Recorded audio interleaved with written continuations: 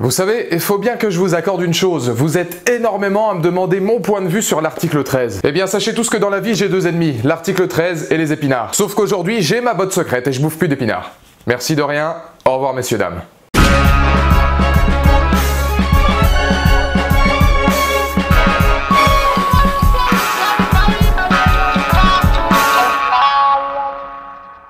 Bonjour à toutes et à tous, c'est Valou et bienvenue pour cette toute nouvelle vidéo. Putain, ça faisait longtemps que j'attendais de vous parler de Kaamelott. Parce qu'on est tous au moins une fois tombés sur Kaamelott et quand on est tombé sur Kaamelott, on va pas se mentir, on a eu du mal de zapper, voire même on n'a jamais zappé. Et il était temps que je continue mon triptyque autour de mes programmes courts cultes après Un gars, une fille et juste avant Caméra Café, la magie, le mythe, le génie de Kaamelott par Alexandre Astier.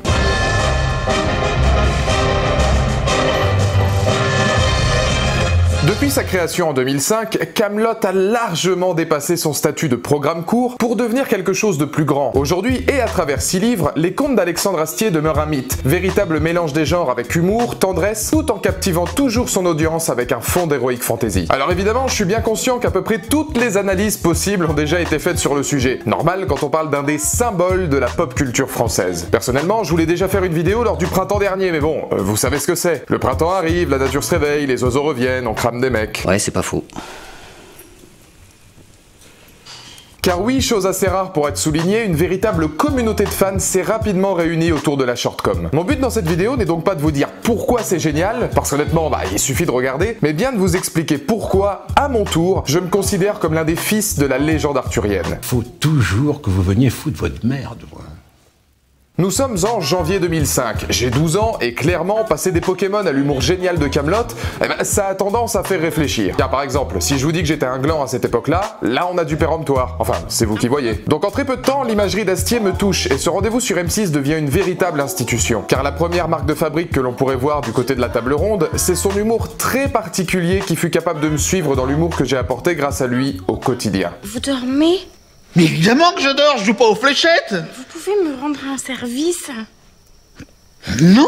Kaamelott est de ce genre de série capable de façonner son public au fil de ses aventures. C'est dès cette époque, en comprenant l'ironie mais aussi l'attachement de personnages complètement désacralisés, que j'intègre enfin une phrase brillante que prononcera Astier plus tard. Il y a une différence entre réfléchir et se prendre la tête. Oui, nous sommes face à un humour qui demande à réfléchir, mais qui par sa magie est capable d'instruire et nous apporter une réelle culture cinéma sur les mythes qu'il dessine. Et en grandissant avec la série, non seulement grâce à elle, mais par la maturité qu'elle s'offre et nous donne, je me rends compte que l'histoire d'Arthur se veut beaucoup plus profonde. Que ce soit la table ronde, le Graal, les chevaliers, l'honneur, le devoir, son objectif est d'apprendre à son public tout en multipliant les références geeks de son auteur. Par cette déconstruction totale et ce décalage efficace, Astier touche à tout et me met de grandes claques dans la gueule, comme des références à Star Wars, Stargate et un univers qui fidélise son audience. Et là-dessus, j'ai envie de vous dire Sanctis Recorda, Sanctis Deus Rex. Non, ça veut rien dire, mais je trouvais que ça bouclait plutôt bien. Nonne sed non nova.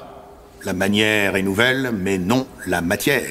Citation que j'ai jamais pu replacer correctement dans une conversation. Dès cet instant, je me rends compte que l'univers de Kaamelott était en fait l'univers d'un homme, Alexandre Astier, n'étant pas à la recherche de succès, d'audience ou d'une quête personnelle, mais souhaitant partager quelque chose qui lui tenait à cœur depuis toujours. Et là, ça fonctionne. Car si je me retrouve dans Kaamelott, c'est parce qu'elle fut capable de m'offrir une sensation plus profonde que l'on imagine. L'histoire du Graal, c'est le programme dont j'avais besoin à une époque où je pensais être en marge des autres, peut-être incompris dans mes relations, dans mes goûts, qui ne reflétaient pas forcément les stéréotypes de la société moderne. Votre fils et moi-même éprouvons la même aversion envers la race équidée.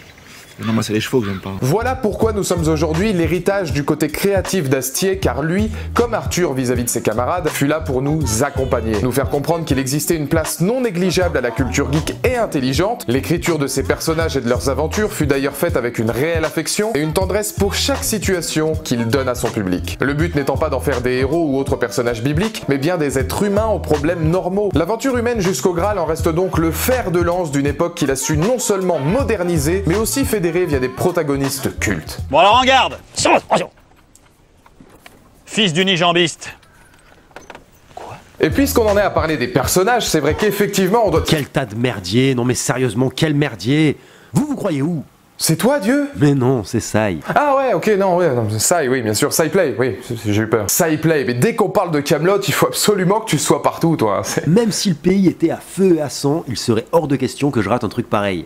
D'accord. Puisque tu es là, enfin apparemment, est-ce que tu pourrais éventuellement nous parler des personnages? Enfin comme ça tu seras venu pour quelque chose, parce que moi si j'étais vous, je vous écouterais. Non, moi si j'étais lui, je vous écoute... Non plus. Non, si j'étais vous, je l'écoute... Enfin bon, elle me fait chier cette phrase, vas-y. Salut, c'est Sai. Aujourd'hui, je suis ravi de vous retrouver sur la chaîne de Valou pour parler de cette série qui me tient particulièrement à cœur. Donc déjà Valou, je te remercie pour ça. Je trouve l'initiative parfaitement charmante. Kaamelott, c'est avant tout des répliques cultes interprétées par des personnages cultes. 9 ans après la diffusion du dernier épisode, il n'est pas rare d'entendre un c'est pas faux ou le gras c'est la vie. Et le plus étonnant, c'est que même après des dizaines de visionnages, on continue de rire à ces répliques qu'on connaît pourtant par cœur. Mais Kaamelott, c'est aussi des personnages qui nous font pleurer de rire, et il y en a pour tous les goûts. Du roi Burgonde qui pue, qui pète, qui lâche des ruines. Non, biographie. Au roi Lot qui lance des citations latines sans queue ni tête, en passant par Perceval et Caradoc qui inventent de nouvelles techniques de combat à base de fenouil et autres objets redondants. À tel point qu'on pourrait penser que Kaamelott est une simple caricature absurde. Mais la caricature et même l'absurde ne sont qu'au service de personnages bien plus complexes qu'il n'y paraît. Prenons l'exemple de Perceval et Caradoc, deux personnages qu'on associe très souvent à tort selon moi. Là où Perceval est un personnage qui évolue d'une certaine manière grâce à Arthur, Caradoc n'évolue absolument pas. Lorsqu'ils fondent leur clan autonome par exemple, Caradoc se prend pour un véritable chef et ne doute pas une minute de ses capacités. Alors que si Perceval suit Caradoc dans son délire, c'est simplement parce qu'il est d'une grande naïveté. Il serait donc trop facile de voir ces personnages comme de simples imbéciles qui se donnent la réplique, alors qu'ils sont chacun animés par des émotions et des ambitions bien différentes. Je vous disais que j'étais victime des colifichés et qu'il faudrait qu'on commence à me considérer en tant que tel.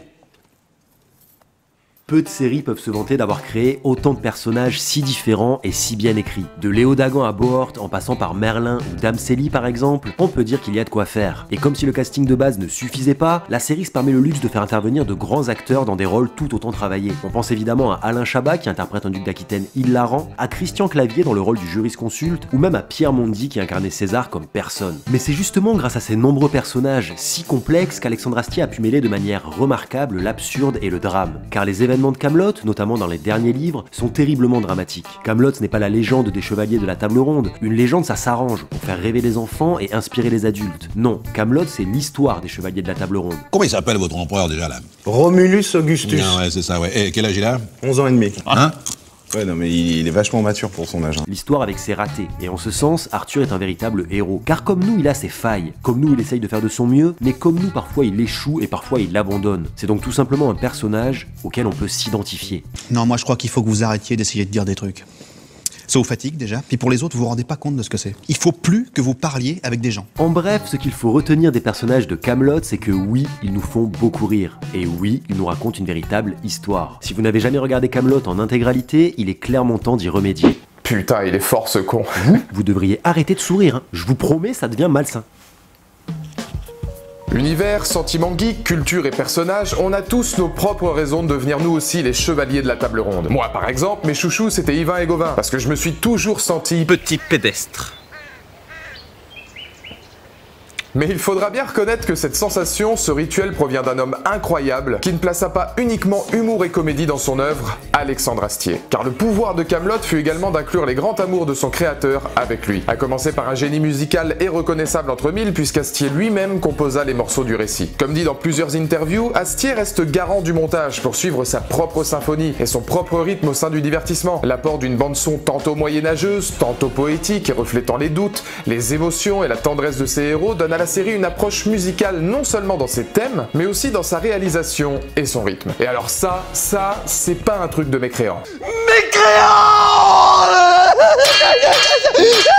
Il n'hésita pas non plus à aller vers un changement de ton radical sur le fond, mais aussi sur la forme, passant de programmes courts à véritable série au fil des livres 5 et 6. Moins drôle pour certains, mais plus sombre et qualitativement bien plus accompli, Kaamelott devint alors lugubre et génial, presque poétique. Voilà les maîtres mots qui définissent les idées d'un homme dont une série cinématographique viendra conclure ce que les fans attendent depuis 2010. Avec Kaamelott, nous avons donc grandi, nous avons mûri, nous nous sommes forgés des répliques, des caractères, et le plus fort, c'est qu'elle en fit de même avec nous. Voilà pourquoi, encore aujourd'hui, nous sommes les héritiers de cette table ronde. Et c'est vrai qu'au-delà de tout ça, on pourrait presque parler d'univers étendu, puisqu'on a eu des bandes dessinées, on a eu énormément de contenu autour de l'univers d'Alexandre Astier, au-delà de la série, au-delà du programme court, mais faut pas oublier qu'il y a quand même des génies au sein de la culture française, en particulier au sein de l'humour français, c'est pour ça que je tenais à faire ce triptyque des programmes courts, et Kaamelott pour moi c'est un univers étendu, il a créé quelque chose d'extraordinaire, et on a tous hâte de le revoir au cinéma, on a tous hâte de repartir un petit peu dans cette immense industrie, dans cet immense univers magique qui est Kaamelott. Donc dans les commentaires ci-dessous, comme d'habitude, n'hésitez pas à me donner votre point de vue, même si à mon avis, je pense que j'en aurai déjà qui plaideront en ma faveur. Qu'est-ce que vous avez pensé de Kaamelott? Est-ce que comme moi, vous pensez que c'est génial? Est-ce que vous avez des compléments à faire sur votre vécu vis-à-vis de la série? Et je tiens énormément à remercier pour sa participation SciPlay, puisque c'est une encyclopédie Kaamelott. N'hésitez pas à aller regarder, à aller checker toutes ses vidéos sur sa chaîne qui concernent Kaamelott, parce que le gars, clairement, c'est pas Joel Clodo. Je voulais finir là-dessus parce que il est bon ce con.